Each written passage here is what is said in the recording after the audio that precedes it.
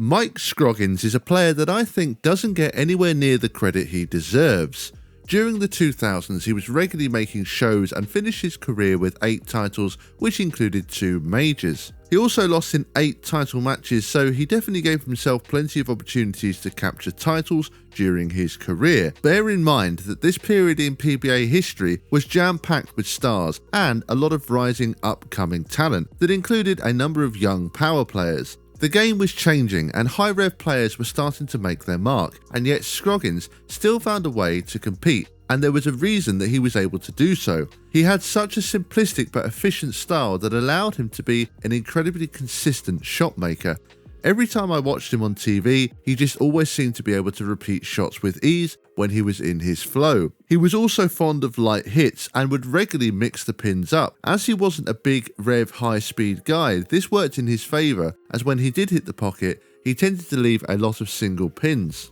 His style might not have been flashy, but it got the job done. I have a lot of respect for Mike Scroggins. He just seemed a very likeable guy who would always seem to both win and lose with grace.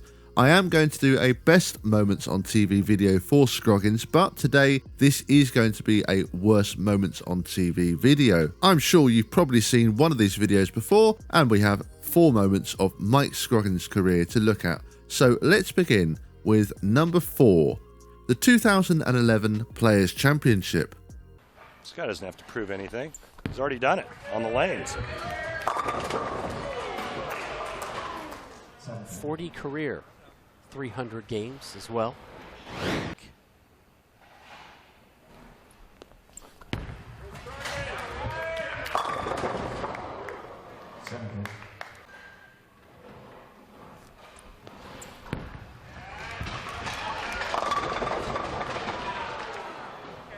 And no messenger to take care of that 7 for Scroggy. Mike Scroggins can strike out to shoot 235. Oh!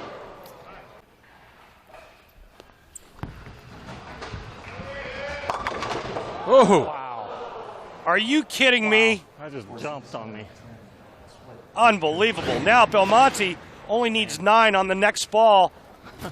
Whether Mike Scroggins makes the Greek church or not, he's out. His final effort in the 10th.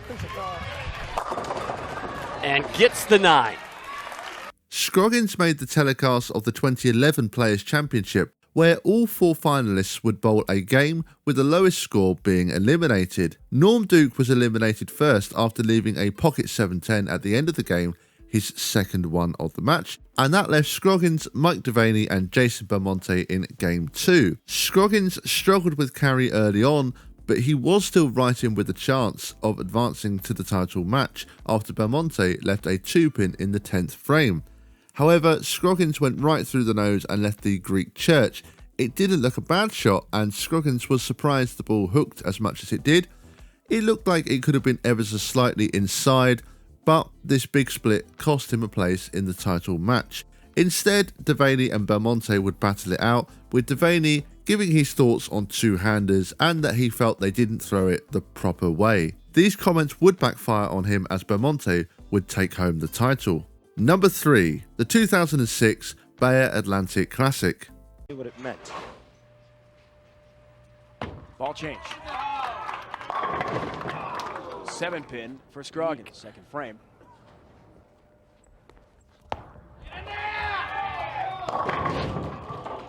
Just did not hit the pocket the right way. First for oil patterns, though. Told us that. Gonna take some adjustment here. And again, that's not the right hit. And he prefers the short patterns because look how straight he throws it. I mean, he likes that back end reaction.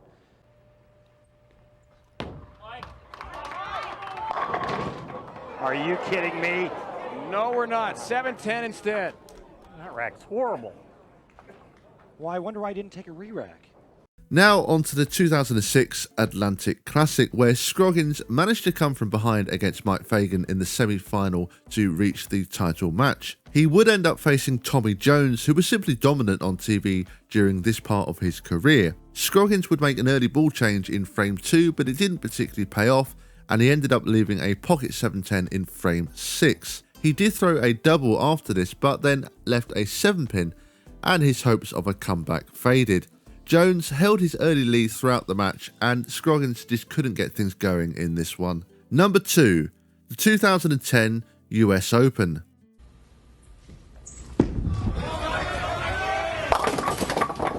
Double wood for Scroggy.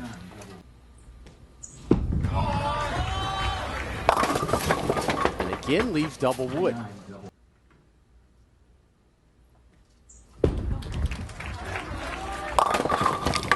Almost left the double wood again.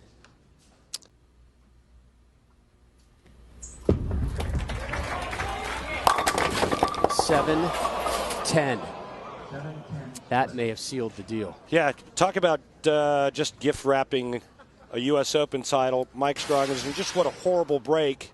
2010 was an excellent year for Mike Scroggins, and we'll talk about this more later in the video. He was the 1 seed in the 2010 US Open and would play Bill O'Neill for the title. Scroggins struggled on the right lane to begin with and then had a couple of shots on both lanes that struggled to make the pocket. To make things worse, O'Neill was lined up and threw 5 in a row to take a 28-pin lead. At this point in his career, O'Neill had a lot of struggles on TV, and it was only that season that he won his first title. Scroggins struck in the 7th, but then left a pocket 7-10 in frame 8, and this pretty much ended his chance of a comeback. O'Neill would actually strike out for a 267 game, a very impressive game on this extremely tough US Open pattern. It must have been a heartbreaker for Scroggins to have bowled so well during this tough tournament to earn the 1 seed and just finish short. Number 1, the 2010 Marathon Open. Off a strike.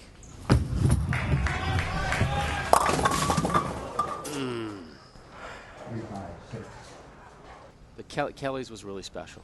I agree with you. Scroggins can't get the drop. Any disappointments for live here in the 9th? And leaves double wood. Oh, man. It's done. Pete Weber wins title number 35, sitting on the bench. We are sticking in the 2010 season, and in fact, this was the final event of the season. It was called the Marathon Open, and boy, was it a marathon. 53 games on 7 different oil patterns over 5 days. He would come out on top of the field heading into the telecast, and this was a significant title match for him as he was in a 3-way race for Player of the Year with Walter Ray Williams Jr. and Bill O'Neill. If Scroggins won the title, he would also win Player of the Year.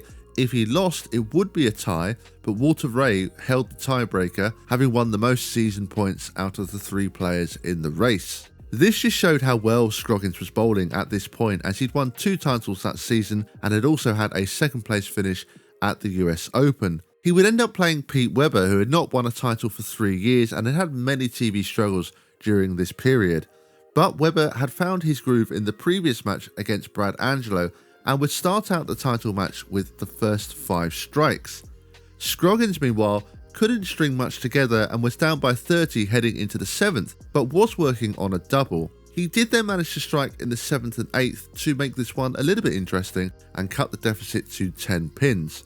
But Pete would respond with strikes in the 8th and 9th, and it felt like we were really watching some vintage Pete Weber here.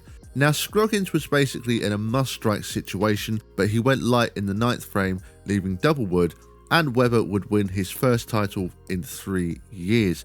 Again, Scroggins couldn't get it done as the 1 seed, and although you might say that Weber was just too good in this match, Scroggins just never really got lined up early enough to put significant pressure on Pete. I felt that as this loss cost him the Player of the Year award, I felt it was deserving of the number 1 spot on this list. And that will bring us to an end of today's video. Those were what I felt were Mike Scroggins' worst ever moments on TV. Perhaps you feel there were some other moments that could have made this list. And if that's the case, let me know in the comment section below. As I mentioned, I would like to do a best moments on TV for Scroggins very soon. I'm also going to do some other classic breakdowns of old telecasts. And as always, if you have any video suggestions or ideas, just let me know in the comments below. Thank you all very much for watching. If you have enjoyed what you've seen today, then please do consider subscribing to the channel. That will be all from me for today. And as always, thank you bowling fans, and see you all next time.